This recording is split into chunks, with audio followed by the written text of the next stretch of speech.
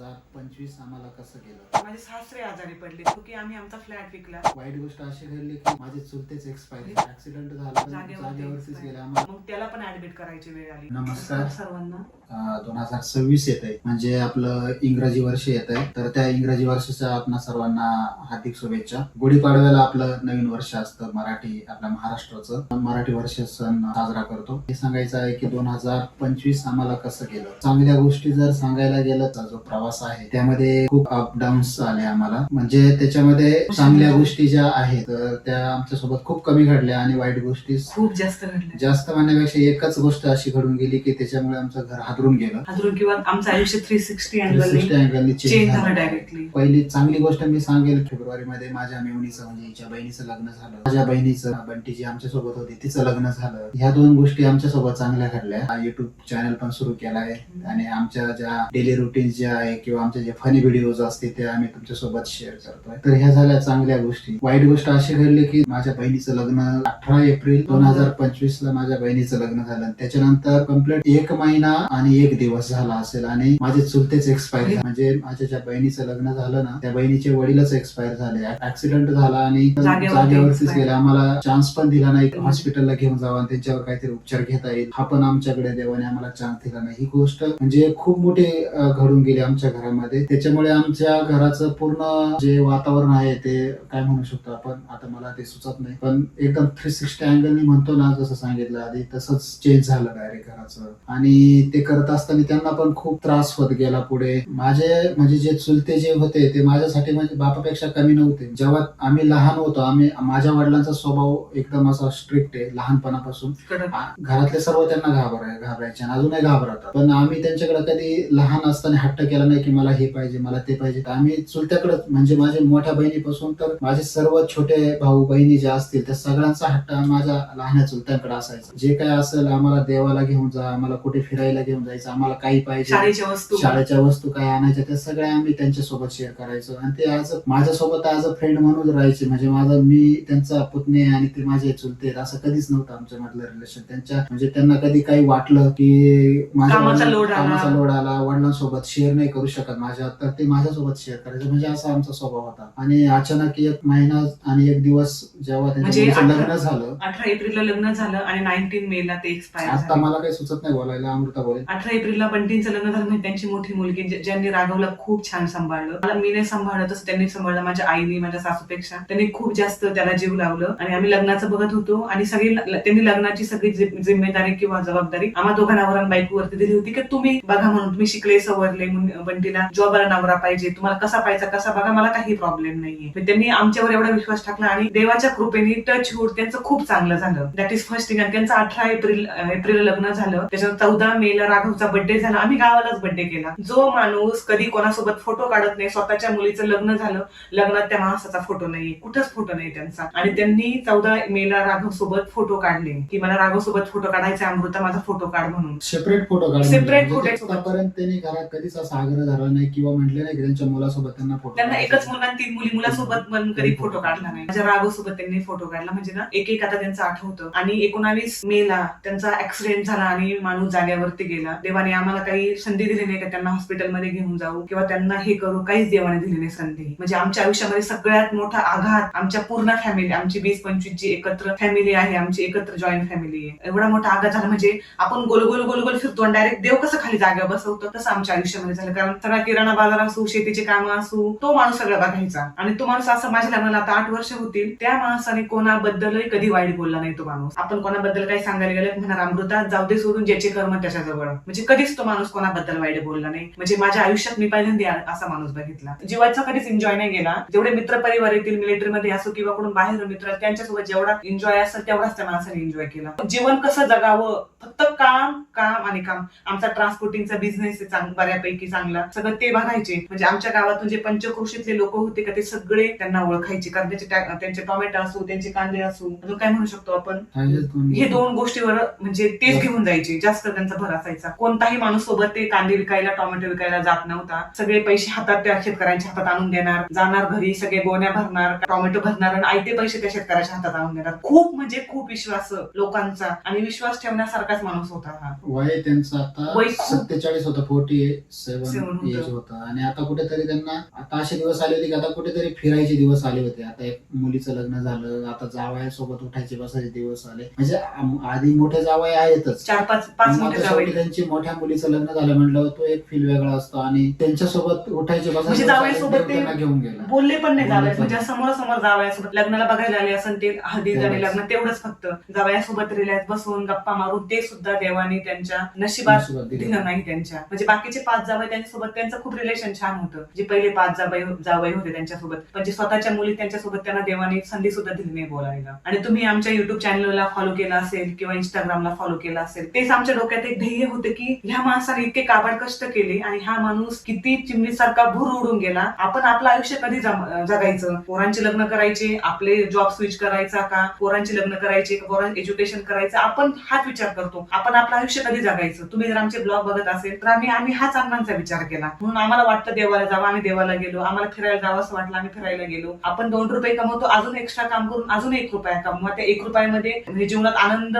करावा वाटतो किंवा जे एन्जॉय करावं वाटतं ते तुम्ही करा, जे आम्ही आता करतोय. तुम्ही मला एवढं सांगा, सॉरी टू इंटरप्ट, तुम्ही जगून घ्या. आज जगून घ्या. आज तुम्ही आहात, उद्या नाहीये. त्यामुळे उद्या कुणाचं काय होईल ते आपल्याला सांगता येत नाही. त्यामुळे आम्ही जसं चॅनल सुरू केला, तुम्ही बघत आहात, आम्ही फिरायला जातो. लोक म्हणत असतील, आम्हाला नाव पण ठेवत असतील की बघा याचा चुलता गेलाय ना, हा आता की इकडे फिरतोय तिकडे फिरतोय, हे करतोय ते करतोय. मी जगाचा विचार नाही करत, पण मी माझ्या चुलत्याचं डोळ्यांनी बघितलं, चुलत्याचे कष्ट डोळ्यांनी बघितले आणि त्या माणसाला आज कुठेतरी चांगले दिवस यायला लागले. तो माणूस भुरकन आमच्या आयुष्यातून निघून गेला. त्यामुळे मी ठरवलं की बस फक्त फिरून घ्यायचं, जेवढं आहे तेवढं आपल्या पोटापुरतं भरपूर झालंय. कोणी सोबत कोणी असो आमच्या नसो, आम्ही प्लॅन केला, आम्ही निघालो, आम्ही नाही कोणाचा विचार करत. तुम्ही कष्ट करता, तुम्ही कमवतात, तुम्ही तुमचा ठरवा. आणि दुसरं काय म्हणू शकतो की आम्ही आमचा फ्लॅट विकला. आमचे खूप वेगळे प्लॅन होते. आमचे अण्णा एक्सपायर व्हायच्या आधी आम्ही हा फ्लॅट विकला होता. आमचे खूप वेगळे स्वप्न होते, खूप आकांक्षा होत्या, ड्रीम होत्या. म्हणजे इथं आउट ऑफ कंट्री आम्हाला जायचं होतं आणि आमचे प्रयत्न सुरू होते आणि जवळजवळ 80% आमचं काम पण झालं होतं. पण मध्येच हे असं घडल्यामुळे आम्ही सर्व कॅन्सल केलं. कारण घर सावरण माझं कुटुंब खूप मोठं आहे, 23 लोकांचं कुटुंब आहे आणि माझ्या वडिलांना तेवढं सांभाळणं शक्यच नव्हतं. वडील आज म्हणतील मला जा तुम्ही तुमचं बघा, पण मला ते बरोबर वाटलं नाही किंवा अमृताला पण ते वाटलं नाही, बरोबर वाटलं नाही. सो आम्ही तो पण आमचा डिसिजन कॅन्सल केला. ही एक गोष्ट आमच्यासाठी थोडीशी वाईट झाली. मोठी गोष्ट तर ती आहे, माझे चुलते गेले आम्हाला सोडून. दुसरी गोष्ट ही झाली. दुसरी गोष्ट अशी की जेव्हा अण्णा एक्सपायर झाले होते, म्हणजे माझे सासरे, तर राघवला आधी बंटी सांभाळायच्या. बंटींचं लग्न झाल्यानंतर आणि महिन्यातच राघवला इकडे घेऊन यायचं, तर मग अण्णा एक्सपायर झाले. अण्णा एक्सपायर झाल्यामुळे माझ्या सासूबाईंना घेऊन येऊ शकत नाही, कारण एवढं घर मोकळं सोडून माझ्या सासूबाई येऊ शकत नव्हत्या. म्हणून आम्ही राघवला जवळजवळ 6 ते 7 महिने गावाला ठेवलं, कारण त्याला सांभाळायलाच कोणी नव्हतं. आम्ही दोघं वर्किंग आहे, ठीक आहे, माझं वर्क होम आहे, पण राघवला मी काम बघून राघवला नाही सांभाळू शकत. यांचं ऑफिस असतं, आम्ही त्याला गावालाच ठेवलं. अण्णा गेल्यानंतर माझे सासरे आजारी पडले, ते ऍडमिट होते 6-7 दिवस. नंतर माझ्या सासूबाई आजारी पडल्या, त्या 7-8 दिवस ऍडमिट होत्या. राघव गावाला असल्यामुळं घरी एवढा मोठा आघात झाला. नव्हतं लक्ष राघववरती व्यवस्थित, किंवा आमचं पण नव्हतं, घरच्यांचं पण नव्हतं. राघवचा HB खूप जास्त कमी झाला, मग त्याला पण ऍडमिट करायची वेळ आली. म्हणजे अण्णा गेल्यानंतर आमच्या घरात दुसरे दुखणे चालू होते. एकदम कोलॅप्स झाला आमचं डायरेक्ट कोलॅप्स होऊन गेलं. त्यांची बायको, म्हणजे अण्णांची बायको, आम्ही त्यांना काकी म्हणतो, त्यांना पण ऑलरेडी त्यांचा शरीराचा त्रास होता, त्यांना त्यांच्या गर्भपिशवीचा वगैरे त्यांचा पण त्रास वाढायला लागला. म्हणजे आमचं घर डायरेक्ट कोरडबडून पडला असं म्हणायला काही हरकत नाही. मग कसं तरी राघव बरा झाला, अण्णा दादा बरे झाले, म्हणजे माझे सासरे, माझ्या सासूबाई. मग आम्ही डिसिजन घेतला की बंटीच्या लहान बहीण आहेत राणी, त्यांना आपण सोबत घेऊन येऊया म्हणून. ह्या डिसिजनच्या आधी राघव 7 ते 8 महिने गावी होते. आम्ही दोघं नवरा बायको. सकाळी हे जायचे कॉलेजला, ऑफिसला, माझं सकाळचं काम सुरू व्हायचं. तिथून आल्यानंतर काय करायचं, राघव नाही, अण्णांच्या डोक्यात विचार, खूप इरिटेट व्हायचं, अजिबात करावं असं वाटायचं, सगळं सोडून गावाला निघून जावं. पण यांना वर्क फ्रॉम होम नाही भेटत आणि मी गावाला गेल्यानंतर यांची 2 टाइम जेवणाची खूप अवघड हाल होऊन जाते. यांना बाहेरचं अजिबात जमत नाही, घरचंच प्रॉपर जेवण पाहिजे. म्हणून मला पण गावी राहत नव्हतं. म्हणजे राघवला सोडून आम्ही 8-9 महिने इथं राहिलो पुण्यामध्ये, राघव गावी. मग यांना मी म्हटलं काय नाही का, आपण इंस्टाग्रामला आपण एवढे व्हिडिओ बघतो, एवढे युट्यूबला एवढे सिंपल व्हिडिओ बघतो, आपण पण युट्यूब अकाउंट ओपन करू, आपण पण इंस्टाग्रामचं अकाउंट ओपन करू. तुम्हाला एवढे छान कॉमेडी करता येते, किंवा मला आवडतं शेअर करायला माझ्या आयुष्यातल्या गोष्टी. आपण करायचं का इंस्टाग्रामचं अकाउंट किंवा युट्यूबचं अकाउंट ओपन करायला? हे काय बोलले, नको. आपल्या आयुष्यामध्ये एवढी वाईट गोष्ट घडली आणि तुला हे सुचतंय अकाउंट ओपन करायचं, हे रील काढायच्या. आपल्या नवऱ्याचा आपल्याला सपोर्ट नाही, किंवा आपला नवरा नाही म्हणतो, मनाने मी नाही कारभार करू शकत, किंवा मनाने मी उद्योग नाही करू शकत. ते नाही म्हटले, मी विषय सोडून दिला. 8 दिवस झाले, 10 दिवस झाले, 15 दिवस झाले. त्यांना पण असं वाटलं की आपला जीव कुठंतरी गुंतेल, आपल्याला राघवच्या डोक्यात विचार येतोय किंवा अण्णांच्या डोक्यात विचार येतोय, आपलं मन करमत नाहीये, आपलं कुठेतरी डायव्हर्ट करावं किंवा रमावं म्हणून हे म्हणतात चल ठीक आहे करू अकाउंट ओपन करू. मग ठीक आहे केलं आम्ही अकाउंट सुरू. पण ते म्हणले ठीक आहे तू अकाउंट सुरू केलं, तुला खूप इंटरेस्ट आहे, मी तुला सगळ्या गोष्टीमध्ये सपोर्ट करतो, पण आता तू सोशल मीडियावर तू ट्रोलिंग बघतीये, लोक एवढे बघताय, आपण एज्युकेटेड आहे, तू इंजिनियर मी इंजिनियर, लोक दोन शब्द तुला बोलणार, कमेंट करणार, तू त्यांच्या तोंडाला बोट किंवा हात नाही लावू शकत, तुला कबूल आहे का त्या गोष्टी, तू जीवाला त्रास करून नाही घेणार नाही तर बाकीचं राहिलं बाजूला, तुझंच टेन्शन येईल मला. म्हटलं नाही मी लोकांचा नाही विचार करत. राहिला प्रश्न माझ्या सासू-सासऱ्यांचा, माझ्या आई वडिलांचा, मी माझ्या पायावरती उभी 2 रुपये घरात कमवते, मला नाही वाटत तर कोणी मला काही म्हणेल. म्हणजे माझी घरचे म्हणते लोकांचं नाही म्हणते मी. म्हणजे ठीक आहे चल करू सुरू. आम्ही केलं सुरू. आम्हाला लोकांचा खूप छान रिस्पॉन्स भेटला. माझ्या घरी आमच्या घरच्या एलईडी वरती माझा दिराचा मुलगा यश, मी ब्लॉग टाकला का लगेच एलईडी वर बघणार, माझे सासरे बघणार, माझी सासू बघणार, आम्ही फोन करून विचारणार की काय चुकलं आमचं, कुठं चुकलं पकडून, किंवा आमच्या आयुष्यात जे चांगलं घडतंय तेच आम्ही शेअर करतो, चांगलं शेअर करतोय आम्ही आमच्या आयुष्यातलं. राहिला प्रश्न माझ्या माहेरचा, माझ्या आईचा काही प्रॉब्लेम नाही, माझ्या बहीण भावांचा, माझ्या वडिलांना ह्या गोष्टी नाही आवडत. त्यांचं असं म्हणणं आहे की तुमचं पर्सनल लाईफ तुम्ही का शेअर करता, नका शेअर. म्हणजे मला नाही पर्सनली म्हटले ते, दुसरी माझ्या भावाला माझ्या बहिणीला म्हटले, मला नाही म्हटले, पण त्यांना नाही आवडत. पण त्यांचं असं म्हणणं आहे की तिचा नवरा समर्थ आहे, तिचे घरचे समर्थ आहे, मी नाही काय म्हणू शकत किंवा मला नाही अधिकार तिला काही म्हणण्याचा, त्याच्यामुळे ते मला अजूनपर्यंत काहीच नाही म्हटले. पण मला बाहेरून कळालं की त्यांना नाही आवडत ते पण मला अजून काही म्हटलेले नाहीये. म्हणजे आम्हाला आवडतं शेअर करायला, आमचे फनी व्हिडिओज असो ते मी एवढं प्रेम देता. आणि हो आम्ही दोघांनी पण जॉब वगैरे नाही सोडून दिला. आम्ही जॉब करता करता मी राघवचं बघता आम्ही सगळ्या ह्या गोष्टी करतो. काय फक्त